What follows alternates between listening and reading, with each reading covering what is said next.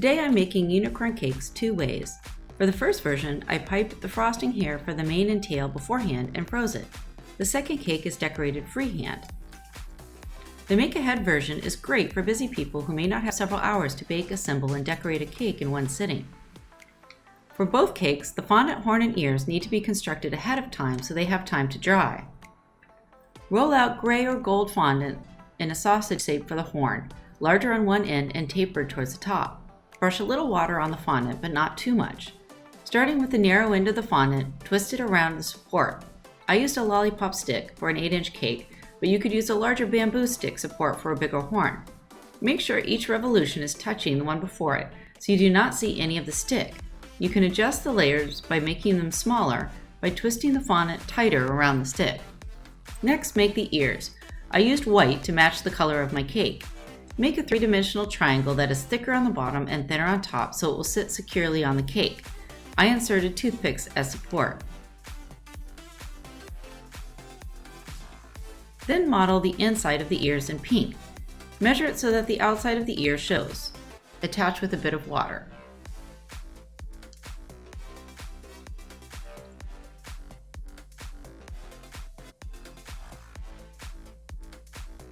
I piped the mane hair on wax paper attached to a flat pan that would fit easily in the freezer. I used light blue and pink frosting to complement my white cake. For the frosting hair, I used 3 different sizes of star tips, a large, medium, and small. First, I make large shells facing to the right, left, and top. Then I made rosettes that I used to add volume to the mane when constructing it. Then I repeated this process for the medium and small tips. I followed the same procedure for the pink color. If you use a coupler, it's very easy to change out the different tip sizes.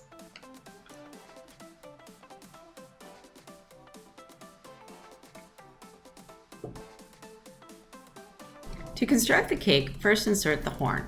Then place a mound of buttercream in the center of the cake, tapered at each end and wider in the middle. I like to place some rosettes along the center to build up height. Then I use shells with tails out along the sides to resemble curling hair. You can build the mane up as high as you like it.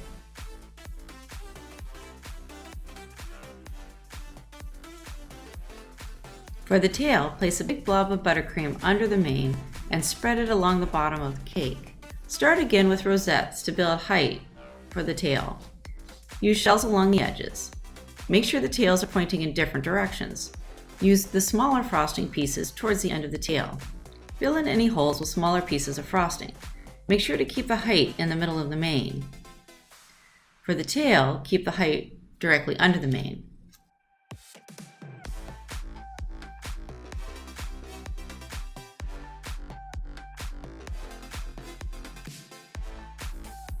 I like to wrap a fondant border around the bottom of the cake in a color that matches the horn. It's a nice symmetry. You could use an extruder to make completely equal-sized fondant pieces and then wrap them together, but I like the perfect imperfections of rolling it by hand.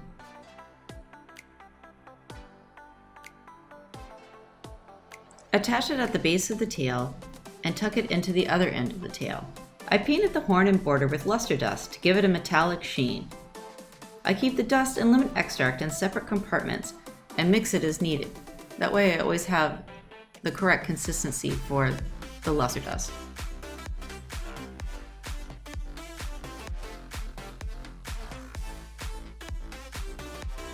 Don't forget to add some pieces curling around the horn in the front. I made smiley black eyes out of fondant, but you could also pipe them on. They should be thicker in the center and narrow on both sides. If they're facing downwards, the unicorn is sleeping. If they're facing upwards, the unicorn is smiling. You can even add details like eyelashes. I mixed edible blue and pink glitter together and sprinkled it on the mane to amp up the wow factor. Finally, attach the ears.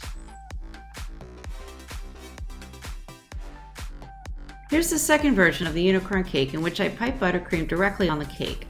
Attach the horn first and pipe rosettes and shells for the mane and tail. Start with the large size of the star tip first. Then I add the shell shapes on top of the rosettes to give the shape of hair.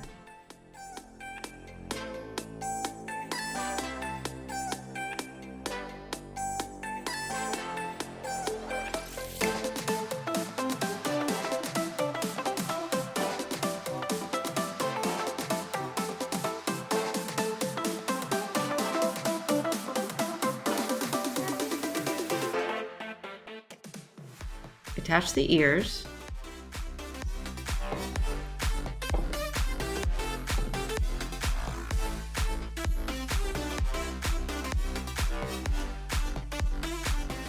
Use the small tip to fill in any holes. Attach the eyes and the border and you're good to go. Thanks for watching. Check us out on Instagram at Melange Confections.